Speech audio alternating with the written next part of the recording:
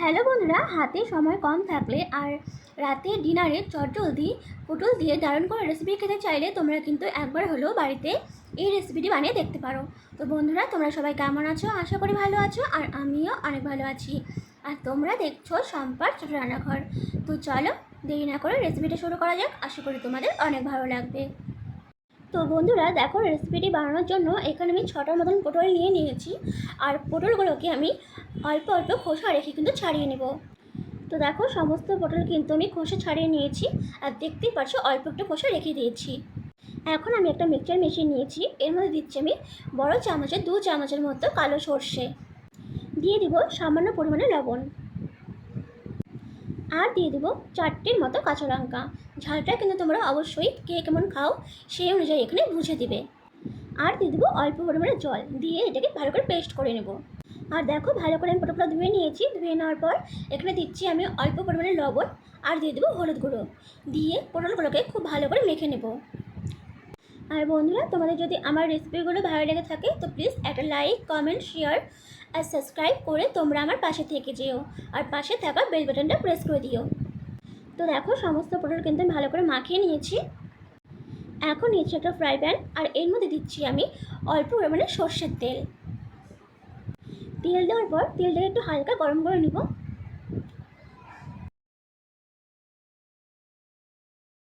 তো দেখো, তেলটা কিন্তু গরম হয়ে গেছে। এখন এখানে আমি একটা একটা করে পটলগুলো এখানে দিয়ে দিব, দিয়ে পটলটাকে খুব ভালো করে ভেজে নেব।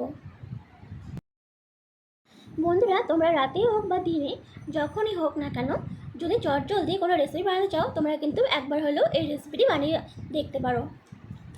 সত্যি বলছি, অনেক কম সময়ে হয়ে যায়, আর খেতে কিন্তু ভীষণ ভালো লাগে।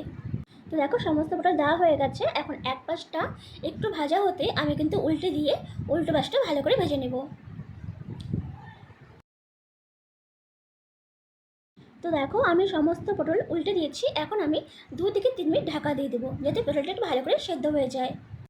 তো দেখো, 3 মিনিট পরে ফিরে আসলাম। এখন কিন্তু পটলগুলো মোটামুটি সেদ্ধ হয়ে গেছে। এখন পটলগুলোকে আর একটু হালকা আমি ভেজে নিব, ভেজে নিয়ে কিন্তু আমি নামিয়ে নিব।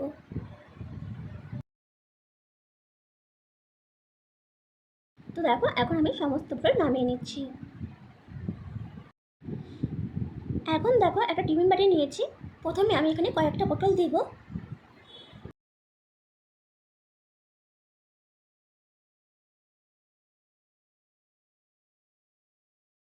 দেখো, দেওয়া হয়ে গেছে। এখন এখানে দিব অল্প একটু সর্ষে বাটা। দেওয়ার পর আমি এখানে আবারও উপর দিয়ে আরও কয়েকটা পটল দিয়ে দিব।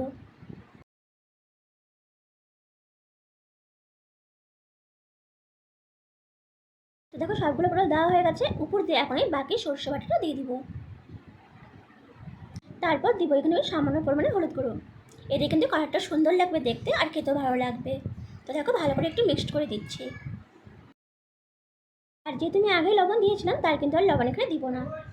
এখন দেখে, এখানে আমি 4 চামচের 2 চামচ টক দই নিয়েছি। টক দইটাকে ভালো করে ফেটিয়ে নিয়ে এর মধ্যে আমি দিয়ে দিব। এতে কিন্তু এটা খেতে বেশি ভালো লাগবে। তো দেওয়া হয়ে গেছে। দেখো, ভাত দেওয়ার পর আমি আবার একটু ভালো করে মিক্সড করে নিব।